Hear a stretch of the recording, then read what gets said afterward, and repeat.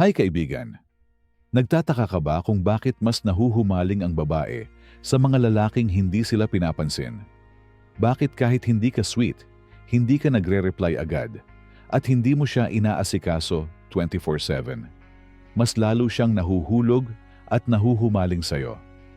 Dahil may ugali ang tunay na lalaki na hindi desperado, hindi nagpapakita ng pangangailangan, pero kusa niyang hinahatak ang atensyon ng babae sa pamamagitan ng presence, disiplina at respeto. Kung gusto mong matutunan kung paano maging lalaki na hinahabol ng babae kahit hindi nagpapapansin, tapusin mo ang video na ito. Kung bago ka dito sa ating channel kaibigan, i-comment mo sa baba kung nasa ang lugar ka ngayon. Habang pinapanood mo itong video, masaya akong malaman kung gaano nakalayo ang naaabot ng ating kapatiran gamit ang Stoicism. At kung seryoso ka sa Stoic self-mastery at masculine mindset, mag-subscribe ka na kaibigan. Dito, hindi tayo nagpapakyut. Tayo ang pinipili. Hindi mo kailangan araw-araw magparamdam, pero kapag magkausap kayo, buo ang atensyon mo. Hindi ka nakadepende sa kanya para sumaya ang araw mo, pero hindi rin ka plastic kapag kasama siya. Nandoon ka, pero hindi ka nakakapit. May layunin ang buhay mo. Hindi ka lang tambay sa chat o sa kalsada na naghihintay ng reply niya. May pangarap ka, may goals ka, may sarili kang laban.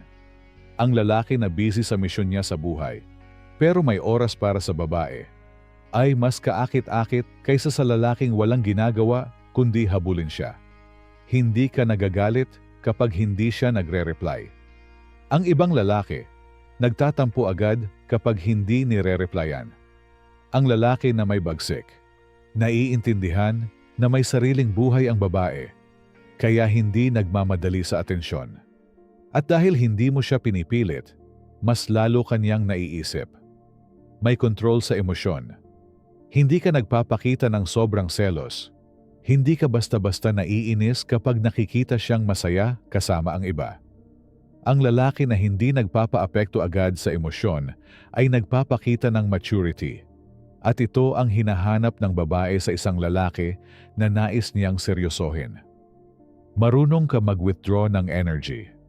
Kapag alam mong hindi ka priority, hindi mo ito aawayan. Hindi mo rin ito iyayakapin.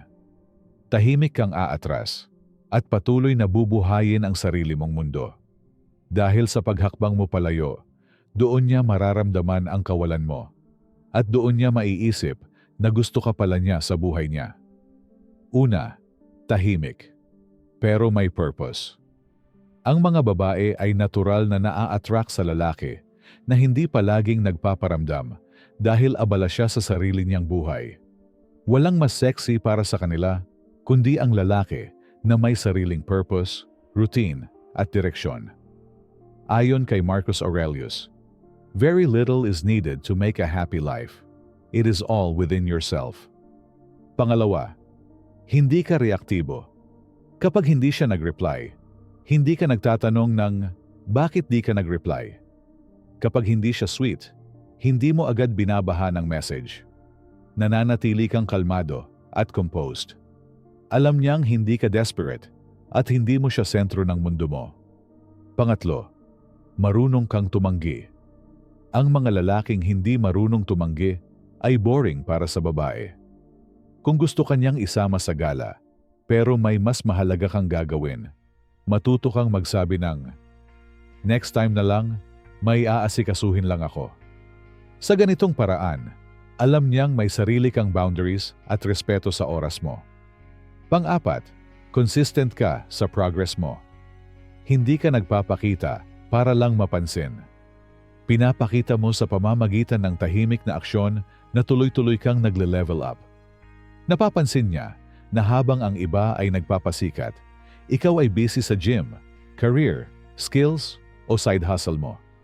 Kahit wala kang sinasabi, nakikita niya ang pagbabago mo.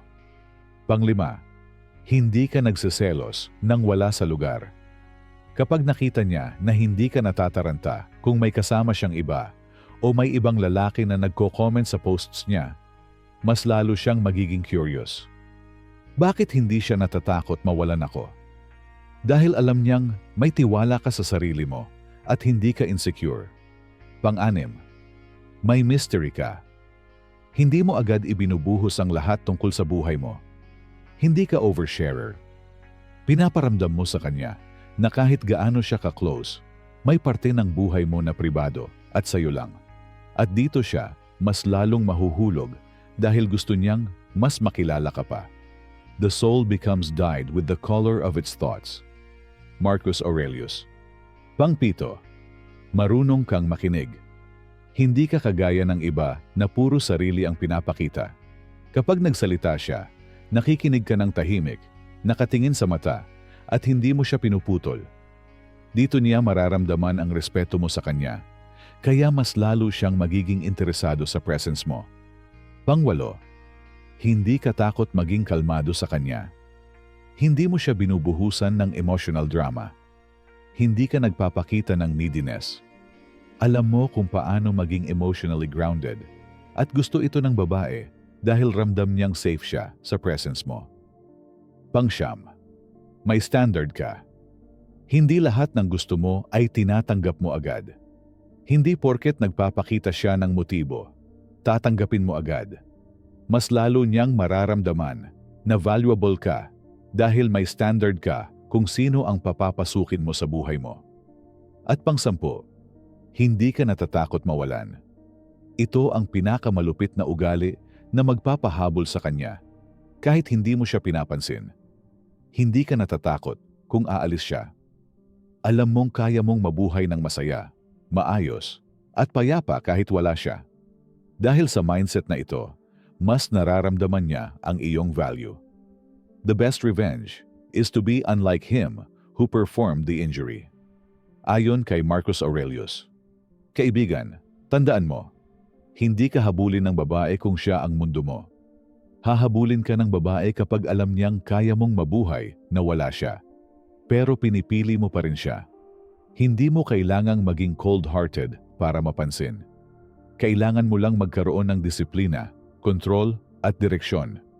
Dahil ang babae mas nahuhulog sa lalaki na hindi siya hinahabol, kundi marunong magpahalaga sa kanya nang hindi nawawala ang sariling dignidad. Ayon kay Marcus Aurelius, ang kaligayahan ng buhay mo ay depende sa kalidad ng mga isipan mo. Kung ang iniisip mo lang ay kung paano mo siya makukuha, mas lalo siyang mawawala. Pero kung iniisip mo kung paano mo gagawing maayos ang sarili mong buhay, doon siya lalapit at hahabol sa iyo. Kaibigan, madalas sinasabi sa atin na para makuha ang babae, kailangan mo siyang kulitin, kailangan mo siyang habulin, kailangan mo siyang pasayahin araw-araw para manatili siya sa buhay mo. Pero ang katotohanan, ang tunay na babae na para sa iyo ay mahuhulog sa iyo kapag natutunan mong mahalin ang sarili mo, hawakan ang disiplina mo, at bumuo ng tahimik pero bagsik na presence na hindi nangangailangan ng validation mula sa kanya. Kapag nakikita niya na hindi mo siya ginagawang sentro ng buhay mo, kundi isa lamang bahagi ng mas malaking plano mo para sa sarili mo, doon niya mararamdaman na kakaiba ka. Na hindi ka katulad ng iba na umaasa ng pag-ibig para mabuo ang sarili nila. Kaibigan, huwag kang matakot na mawalan ng babae. Matakot ka na mawala ang sarili mo kakahabol sa maling tao. Dahil kung alam mo ang halaga mo, alam mo rin na ang tamang babae ay hindi mo kailangang habulin. Kusa siyang lalapit at mananatili dahil sa karakter at konsistensya mo. Sa bawat araw na pinipili mong bumangon at ayusin ang sarili mo, sa bawat araw na pinipili mong kumilos sa halip na magreklamo, sa bawat araw na hindi mo siya pinipilit, pero pinapakita mong seryoso ka sa buhay mo, mas lalo siyang mahuhulog at hahabol sa iyo, kahit hindi mo siya hinahabol. You have power over your mind, not outside events. Realize this, and you will find strength. Marcus Aurelius. Ito ang lakas na hindi kailanman kayang tapatan ng pabibo, pa-cute o pagpapanggap.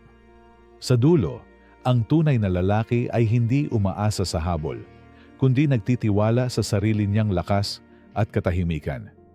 Kaibigan, ngayon na natutunan mo ang 10 ugali na dapat mo ma-develop para habulin ka ng babae kahit hindi ka nagpapapansin, ano ang pinakakailangan mong simulan ngayon? I-comment mo sa baba kung alin ang pinakatumatama sa sitwasyon mo ngayon. Gusto kong malaman kung nasaan ka na sa journey mo bilang lalaki at tutulungan kitang mas maging matibay pa. Kung gusto mo pa ng Stoic Advice Tagalog, tips para maging attractive sa babae ng may respeto at mindset para makuha ang respeto ng tao sa tamang paraan, huwag kalimutang mag-subscribe sa channel na ito at i-turn on ang notification bell. Dito sa channel na ito, hindi tayo natatakot sa rejection, hindi tayo nagpapakyut para sa pansamantalang atensyon, at hindi tayo umaasa sa validation ng iba para mabuhay. Tandaan mo kaibigan, do it silently. Let the result do the talking. Kapag ikaw ay naging lalaking marunong magmahal sa sarili, matibay sa karakter, at may direksyon sa buhay, kahit hindi mo siya pinapansin, hahabulin ka niya. Dahil ang tunay na lalaking tahimik, pero bagsik, ay hindi nakakalimutan. Magkita tayo sa comment section kaibigan.